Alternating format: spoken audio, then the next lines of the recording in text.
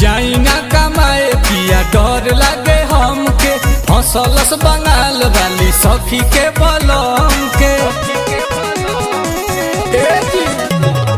जाई ना कमाए पिया डर लागे हमके हंसलस बंगाल वाली सखी के बलम के पूछऊ किया दी पिया घोर के पिया दी पिया जान के न खतरा उठाई ती अरे बहरा न जैती पिया घर ही कमाई